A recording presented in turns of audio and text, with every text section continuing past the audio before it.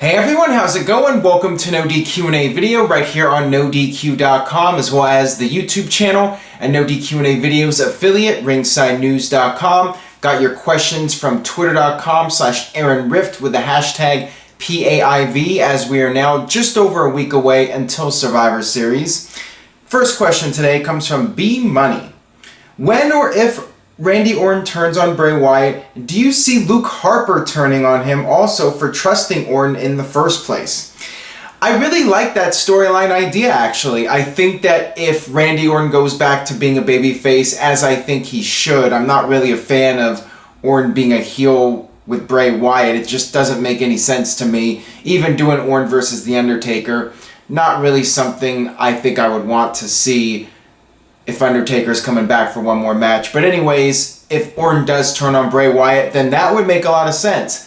It would be logical for Luke Harper to be frustrated with Bray Wyatt for trusting Orton and falling for the trap. So that would be a great way to separate Bray Wyatt and Luke Harper. And as I've said before, I think Bray Wyatt needs to go babyface. That's what I would rather see instead of Randy Orton staying a heel and feuding with The Undertaker or whatever. I think Bray Wyatt needs to be on his own as a babyface, and that would be the way to do it. Have Orton reveal that he was setting up the Wyatts, and then Luke Harper gets pissed off and says that Bray is weak.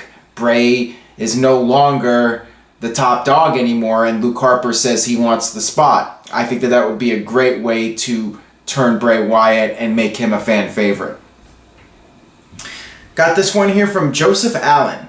It won't happen, but wouldn't it be a good storyline for Undertaker to pass the WrestleMania torch to Finn Balor, since they have similar gimmicks?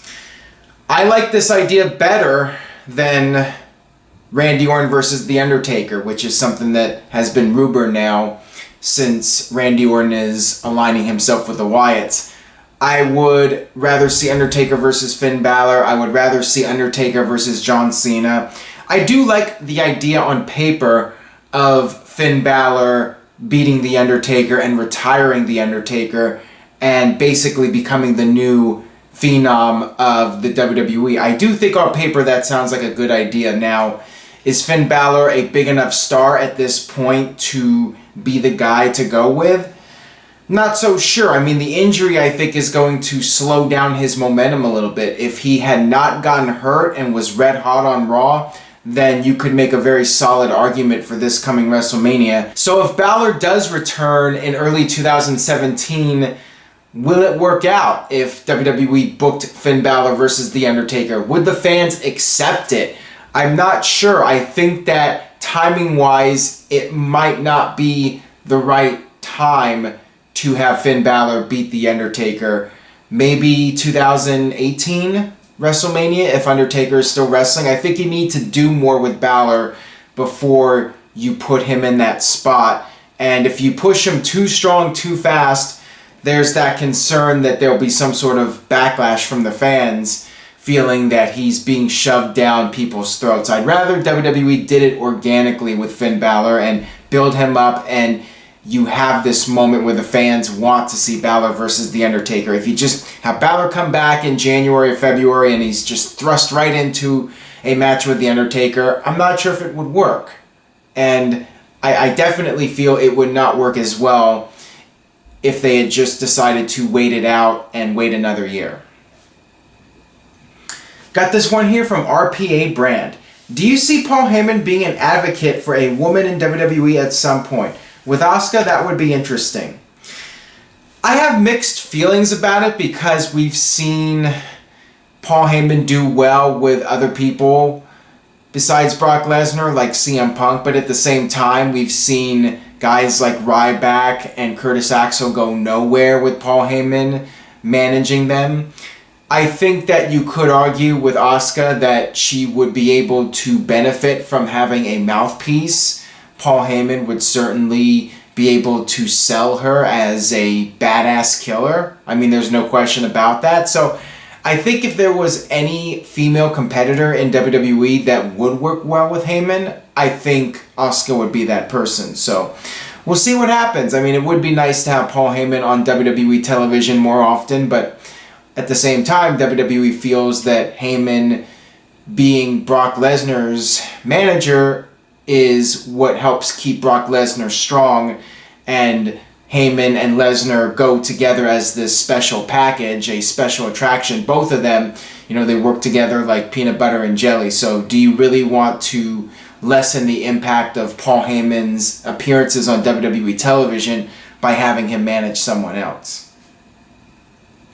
Got this one here from Sean T. Flick.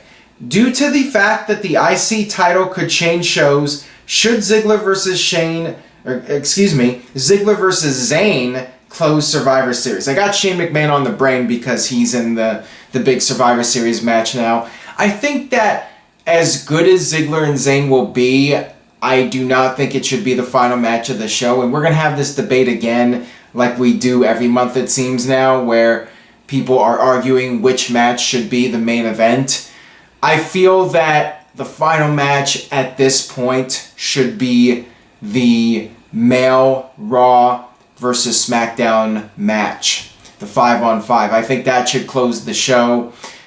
I think that Zayn and Ziggler will probably have a great match and perhaps even a match of the year contender if they're allowed to do so. But even if they're switching the IC title to Raw, I would still not put that match on last. That's just my take on it, at least. And I got this one here from Joshua. Hey Aaron, do you think WWE will turn Ziggler heel to go against Sami Zayn at Survivor Series? No, I do not feel that is necessary. I'd rather just have the two of them be face versus face for that match. There's really no need for Ziggler to go heel at this point in time, and there's always a possibility Miz will beat Ziggler on SmackDown this coming week and go on to face Sami Zayn at the pay-per-view. That could always happen as well. But yeah, I think that if it is Ziggler versus Zayn at Survivor Series, I would rather it just be face versus face and not turn a guy just for the sake of turning him so you have a face versus a heel on pay-per-view. I mean, for that match, I think it's perfectly fine for two baby faces to go at it. And I got this one here from Nikki Sturzu. Do you see a switch being made at Survivor Series between Raw and SmackDown Live with the IC title and the Cruiserweight title?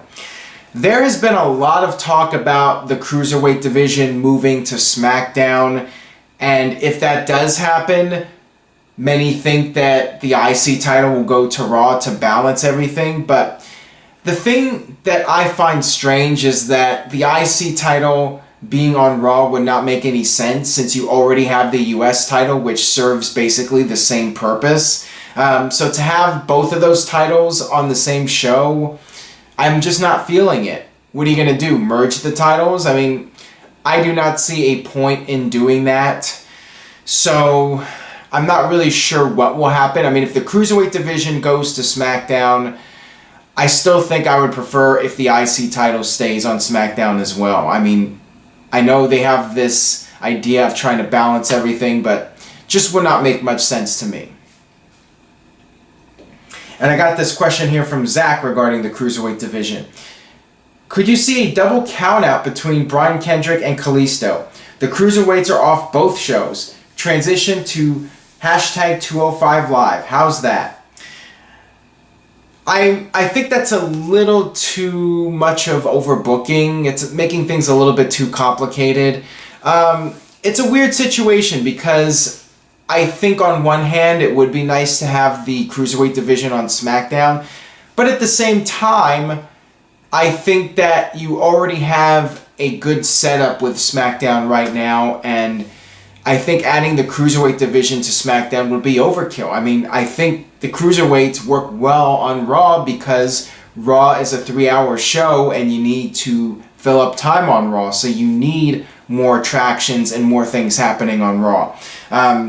If the Cruiserweights end up on SmackDown, I just sense the shows are going to be even more rushed and you're going to have more people lost in the shuffle. So I'm not really a fan of the Cruiserweight division going to SmackDown. Now, your idea, if they can find a practical way to do it without making it too complicated and just having it confuse everybody.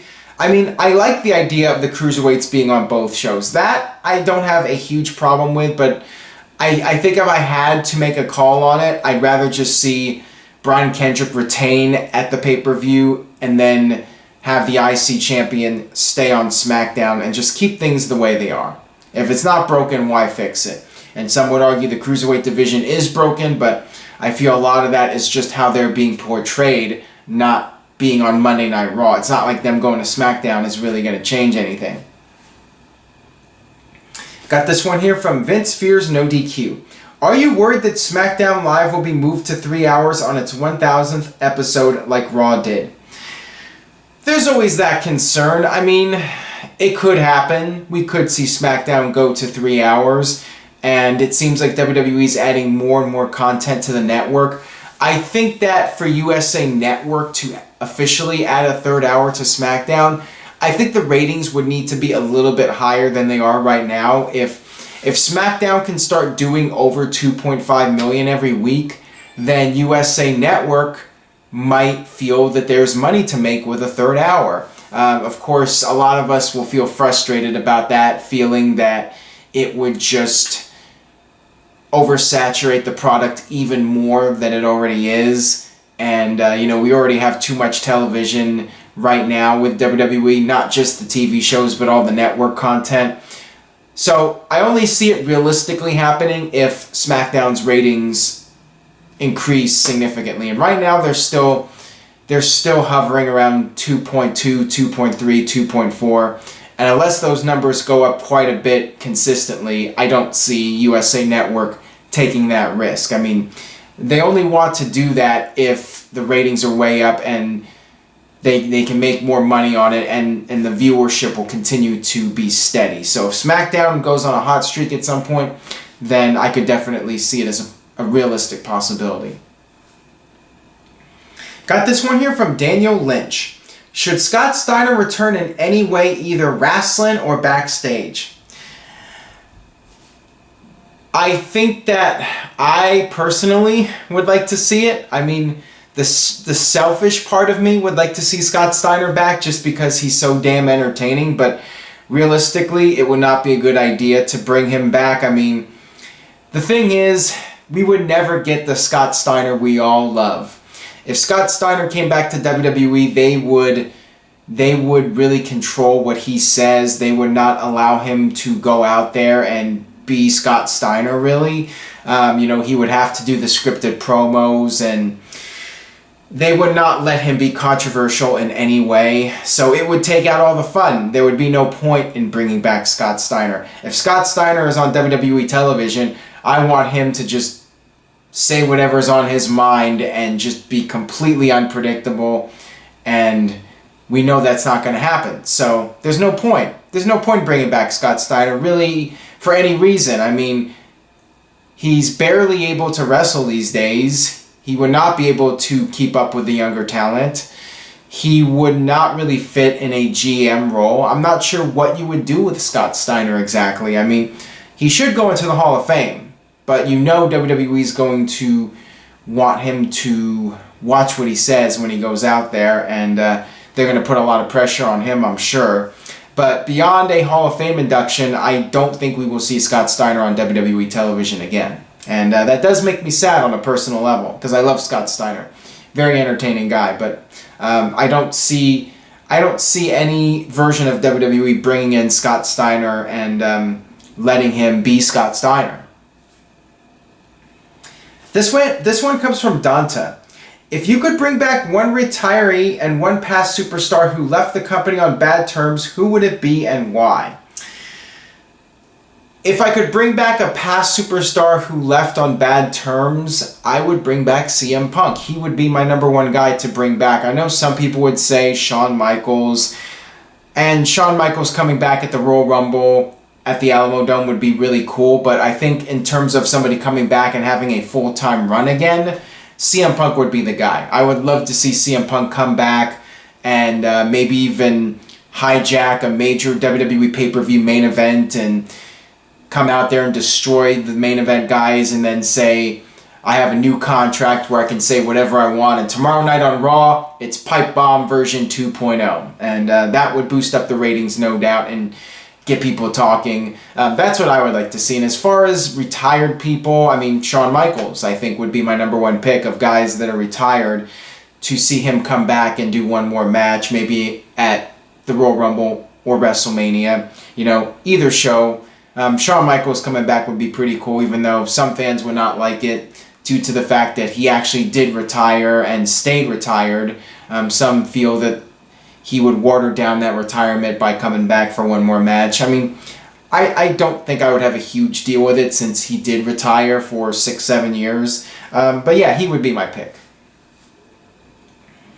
This one comes from Austin West. Why is it that Dolph Ziggler has never had a one-on-one match at WrestleMania? If he had one at WrestleMania 33, who is a good opponent? It just hasn't worked out for Dolph Ziggler. He's never really been booked as a top star around WrestleMania season. Once WrestleMania season comes around, the focus goes towards the guys that WWE feels are their top stars. And, you know, Dolph Ziggler has never really been seen as a top star. He's always been seen as an upper mid-carder. And there have been a few times where Ziggler has gotten a big push, but it just hasn't been around WrestleMania. The timing just wasn't there. I mean, Jack Swagger got a title match at WrestleMania. I think a lot of that was just due to the timing. If Dolph Ziggler had come in and was red hot around February and won Elimination Chamber, then he could have been at WrestleMania. It wasn't the right time for Dolph Ziggler. It just didn't work out for him in that sense. As far as a potential opponent for WrestleMania 33, that's a very good question. I mean, I would love to see Dolph Ziggler versus AJ Styles. I mean, I think that's unlikely for WrestleMania. I mean, I think it would probably end up happening as a step down for AJ Styles rather than the elevation of Dolph Ziggler. Looking at other guys, I would love to see Dolph Ziggler versus somebody on Raw like Seth Rollins or Kevin Owens at WrestleMania. That would be really cool. So there are a couple of guys, I think. Alright, that'll wrap it up for this edition of NoDQ&A video. Thanks as always for watching. If you enjoyed today's video, please do me a favor and share this video on Facebook or Twitter. Subscribe if you haven't already. We're almost at 54,000 subscribers, so subscribe, tell a friend, do whatever you can to spread word of mouth, because it does go a very long way. And I do appreciate all the support from you guys. Stay tuned to NoDQ.com for the very latest regarding Survivor Series, and I will see you next time.